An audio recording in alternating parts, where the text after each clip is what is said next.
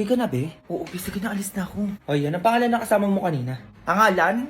Libre ko muna, kwek-kwek. Uy, ang kapal mo naman, nagtatanong lang ako. Ay, bahala ka dyan, akala mo sasabihin ko. Ganda-ganda pa naman nun, tropa ko, tapos single pa. O, ito na. Ano pangalan nun? Ayan. Christine pangalan nun sa FB. Ay, nagtitiktok din yun, nagtitwerk pa. Weh, ilang taon na pala yun? Ako lang to pang soft drinks bago ko sagutin yung tanong mo. Grabe ka naman, mahal naman magtanong sa'yo. Ayan, 200? 20 years old na yun, di pa yung nakakajowa. Saan nakatira yun? Upeng mo na pang load. Sobra ka na huya, kapal naman na mukha mo. Bobo ka ba? Tatawagang ungay para pakausap ko sa'yo. Eh di wag, bahala ka dyan. Ay teka, ito na. Magkano ba? Ay 500 niloload ko dun eh kapag tatawagan ko yun. O ba't hindi ito yan, be? Magda-date kayo, no? Oo, be. Eh parang tanga, be, hindi sinasabi sa akin. Nasama ako dyan, ha? Ina mo naman, be. Ba't sasama ka pa? Eh bobo ka pala, be. Best friend tayo. Dapat magkasama tayo lagi. Pwedeng dalawa muna kami mag-date? Hoy, umayos ka dyan, ha? Hindi kayo makakapag-usap nitong tropa ko. Hindi ko pinakilala sa'yo. Umayos ka dyan. Sama niyo ako sa date niyo. Ayun, labi. Parang ayaw ako pasamahin, no? Parang may gagawin ata sa'yo to, ah. Ay, kasama pala siya. Oh, sige. Gusto ko ng donut, be. Nagugutom ako. Leche, be, tigilan mo. Bumili ka dun. Huy, bumubulong na tong tropa ko. Gutom na daw. Gusto ata ng donut. Gusto mong bilan. Ay, teka, sige. Bili muna ako, ah. Ina mo talaga, be. Busog pa ako, diba? Gutom na ako, be. Ako na makakain, eh. Ay, ito pala. Ubusin mo yan, ah. Ay, thank you, ah. Ako na yan, be. Gutom na ako, eh. Soft drinks! Soft drinks! Ano ba yan, be? Di ba nakabila ng panulak? Paano ba yan? Sige, bili lang muna ako. Be, sabihin mo gusto mo ng cake. Parang bobo ka naman dyan, be. Dami mo naman pinabibili. Ito pala. Gusto niya daw ng cake. Nahihiya lang siya magsabi sa'yo. Cake? Sige, bibili muna ako. Ako na lang yung be, yung cake. Uwi ko na lang sa bahay namin. Ay, nakakahiya ka naman. Tangina mo, ano ba pinagagagawa mo? Ay, ito pala yung cake, oh. Busin mo yan, ikaw kumain yan. Ay, sige, salamat. Ay, ako na daw maghahawak ko, oh. Sabi niya. Di ba, be? Sinasagot mo na ba ako? Ha? Bilis naman ata.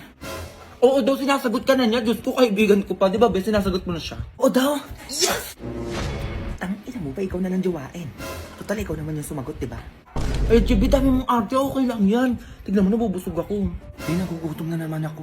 Uy, kakakain lang natin, be. Grabe ka naman. Ay, wait, hintayin mo ako dyan. Ayun na naman siya. Ano na naman gagawin mo? Be, o bakit? Di ba gusto mo yung tropa ko? Ayo, bakit hinahanap ako? Hindi, tanga, gutom na kasi. Baka gusto mong bilan ng merienda. Ay, sige, ito. Ikaw na lang bumili para sa akin. Sabi mo galing kay Jomar. Kano to, 300? Sige, be, ako na bahala. Bibili na ako. Wait lang. Sige lang, sabi mo, i-chat ko siya.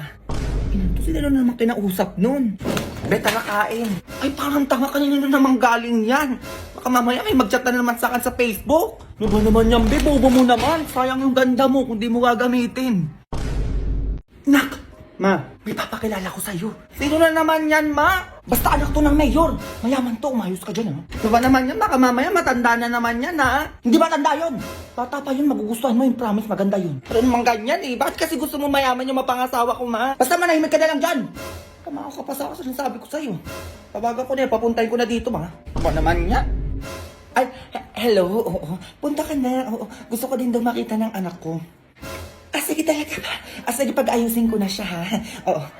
Junjun, mag-ayos ka na. Dalian mo, pupunta na sila dito. A few moments later. Ay, sige lang. Pasok lang kayo. Ako nga pala si Jomar. Kung ganyan ka pa, magugustuhan mo din naman pala. Ay, ako naman pala si Lando. Bodyguard ni Madam. Ay, hello, Lando. Uy, ano yan? Tanda mo na, huy. Malandi ka pa din.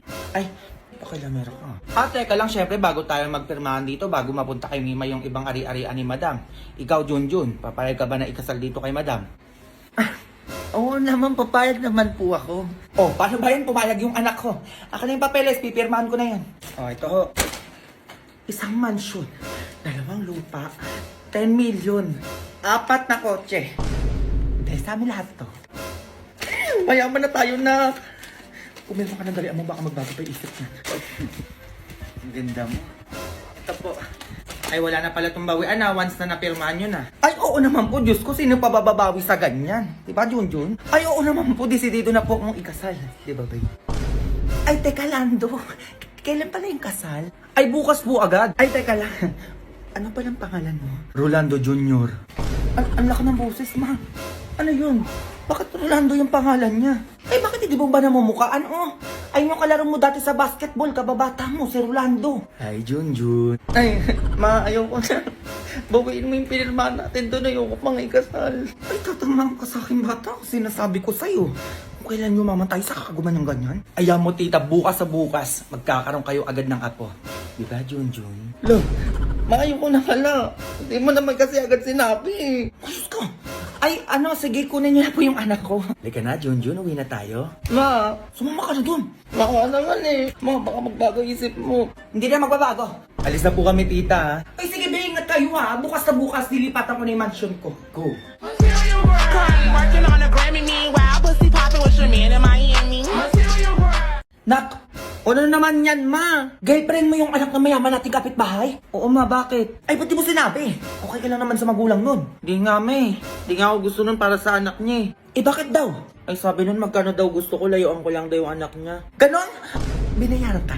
Magkano naman yung sinabi mo? Ayoko nga, di nga ako pumayag eh. Paano yung girlfriend ko, no? O sige, ako bahala sa'yo.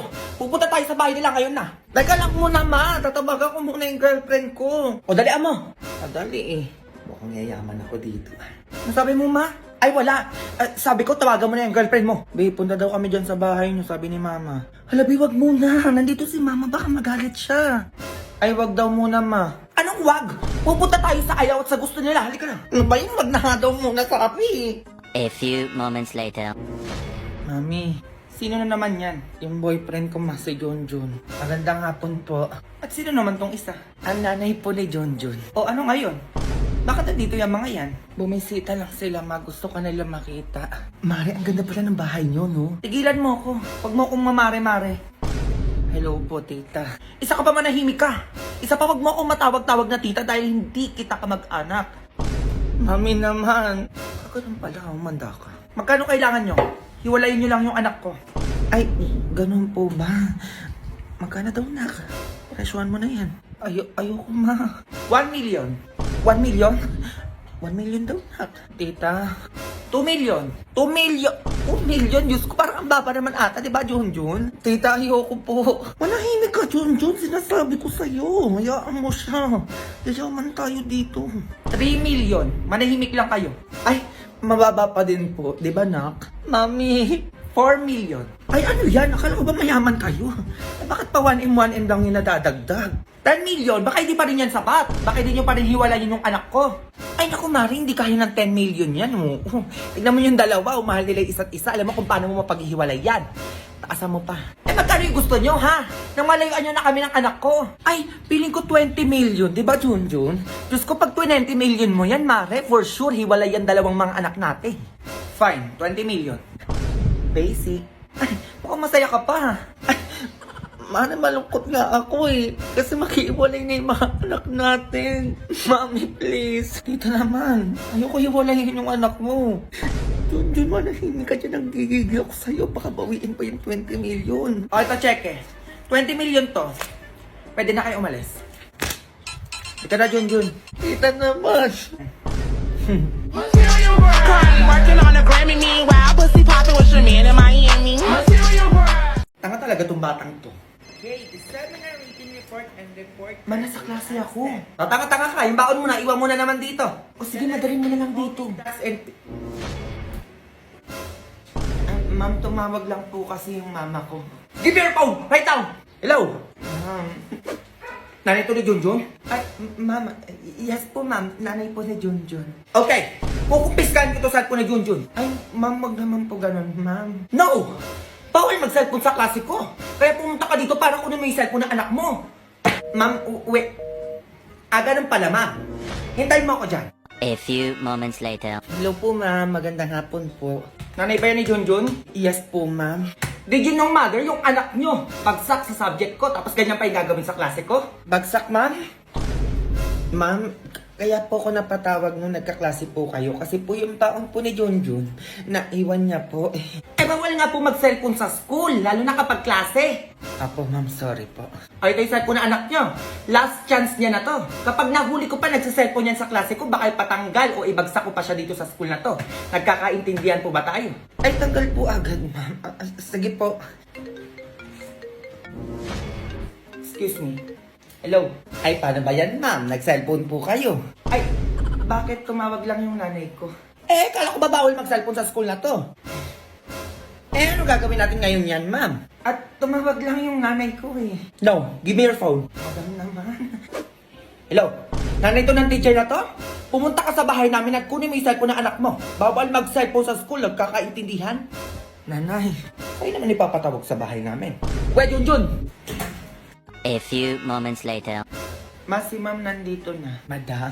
Oh, asan yung nanay mo? Ay, ako na lang po yung kukuha ng cellphone ko. Paupo ka dito. Ay, ito yung cellphone mo. Salamat po. Last time yan ha. Pag nahuli pa kita nagsa-cellphone sa school nyo, alam mo na yon. Opo, madam. Eh, paano pala yung grades ni Junjun sa'yo, ma'am? Di ba bagsak yan sa'yo? Ay, madam, kayo pa ba? Diyos, ipapasa ko na lang po yung anak nyo. Opo, 98. 98 po, ma'am. 98 na po yung grade sa akin ni Junjun. Opo, parang almost perfect na. Opo, nakakahiya naman po kasi sa inyo. Ayun, madali naman pala kausap. O, pasado ka na, Junjun. Ma'am, pwede na kayo mauwi. Bye, ma'am. Pag ginanyan mo, go.